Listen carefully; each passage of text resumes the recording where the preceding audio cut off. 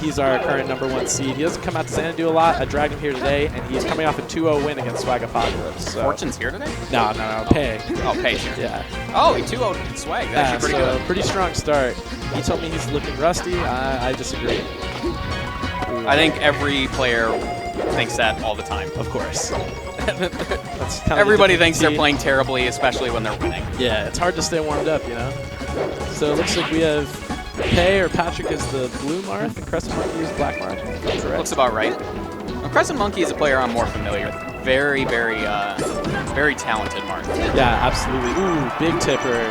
Hard call out. Goes for that little moonwalk. Doesn't quite grab ledge, but that should be a stock. Yeah, Crescent Monkey, just a really good all-around player. Patrick is very much a really strong punish game player. Pay, you mean? Yeah, Pay is very strong punish game. Also has a Captain Falcon. Ooh, good counter. Great counter. Saw that one coming. I think Crescent Monkey getting a little bit too predictable by the ledge. Yeah, definitely. And a nice tomahawk follow-up to extend that extension on stage as well. Pay managing to put on a solid 65%, 70. Let's see if he can get the second stock before losing one. Yeah, that's great. Even if he doesn't, you know, it's all looking kind of like extra credit. Got that early tipper. And this is one thing that Crescent Monkey definitely likes to do. He's definitely a forward smasher. Now his spacing is really good, so you got to give him credit for that. And he definitely makes you respect the forward smash. But he's definitely one of those guys like he's looking to throw it out, and you know he's looking to throw it out. Yeah, not trying to hide his intentions. Yeah, run up shield and maybe wave dash on the shield to punish is probably good against a player like that. As picked it. But again, forward throw, forward smash almost knocks him to his death. That was a nice early up air just to squeak out there. That's right. Dash attack. Down air? Ooh. I would have liked to see a down air, although I think it would have been a really difficult one. Yeah, very, very ambiguous. Hard to tell. Ooh. Great recovery with that fade back. He gets the re-grab though. Forward throw? Ooh! Right at the edge. Huge tipper. One tipper, one dream, man. Alright. Crescent Monkey's got to make the stock count, but that's not the way to do it. That's why I think I don't like Marth Diddles. I mean, obviously I'm happy for my boy, but that's like, you know, you get those early tippers of 40%, a little bad DI because it's unexpected, and just end of your stock. Tell me about it. Goes for a tipper there. Oh, and I think that was a really bad choice of a forward smash. Yeah, I would like to see him turn around and grab ledge. Yeah, he should pick if he's going to throw out a defensive move there, it's something less laggy, you know, maybe before tilted knocks up, but grabbing ledge definitely ideal in that situation. Alright, well, the interesting thing is it seems like Crescent Monkey is kind of maintaining stage control often, but it sort of seems like when Pay gets in, you know, he's converting on those tippers. And that's the weird part of this matchup. It's really all about that finish. And that's something Pay's definitely like capitalizing on. You see Crescent Monkey's throwing out these forward smashes, and that's fine if they're connecting, but they're not. Pay's DI is too good, and Crescent Monkey just isn't adapting. Do we think that up smash is on purpose? We'll give it to him. It's pretty sweet. It worked, so we'll say it was on purpose. Oh, wow. Big tipper. Solid tipper. Game one going to Pay. So we're seeing a lot of forward smashes coming out by both players. Maybe a little bit of nerves. What's that? Maybe a little bit of nerves from Crescent Monkey. Sorry, not from Crescent Monkey. Yeah, Crescent it's Monkey possible. Throwing out those sort of like preemptive forward smashes. Extreme nerves definitely do amplify things. Interesting counter pick with Fountain of Dreams. Wonder if he's just comfortable here, if he has a specific idea in mind. Well, with Marth Dittos, I think it all comes down to personal style, right?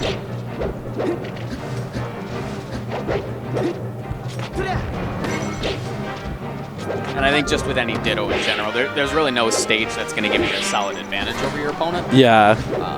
You can do all the analysis you want, but like at the end of the day, it's sort of just wherever you're comfortable is probably going to be your best choice. One of the things I think that really going to benefit Crescent Monkey here on this stage is the fact that these forward smashes he's letting rock are going to cover a much bigger area of those side platforms. Yeah, definitely. Pay also has much smaller of a room to run away. I'm not really sure that that's really going to help Crescent Monkey since he's not, you know, that's not really his problem. Good read on the counter.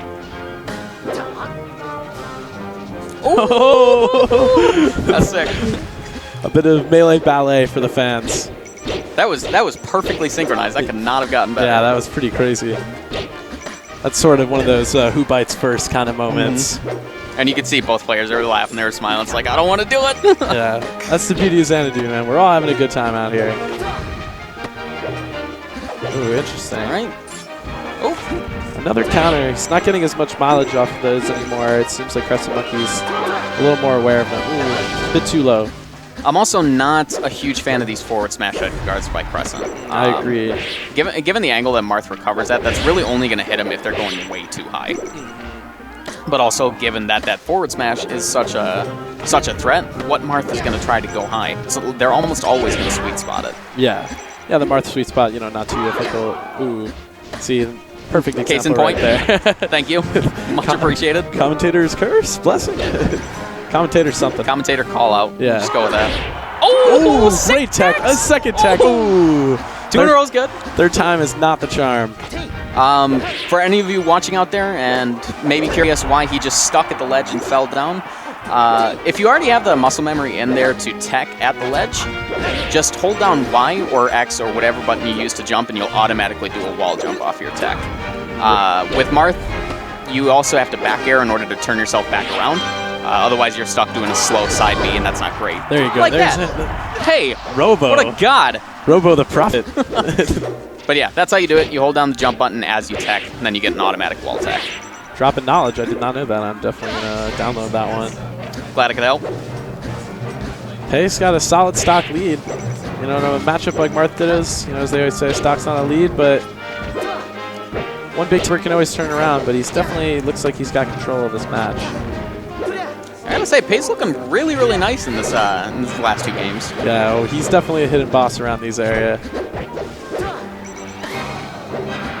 Not so hidden anymore. Yeah.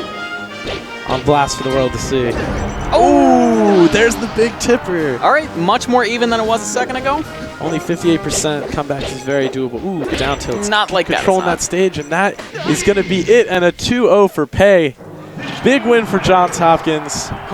Shoutouts JHU. All right, so it looks like we got Fendrick Lamar and Tubby with Milk stepping up to the stream. So I This would be Marth, maybe Falco. I don't know. Tubby beat me with his fraudulent ice climbers. Tubby beat you. Oh, tell me about him. I don't know much about him as a player. So he's a Falco player who janked me out with ice climbers. I'm putting you on blast. I'm actually super salty about that when you go back to watch this VOD. Funny match? I would destroy his Falco. It wouldn't even be close, actually.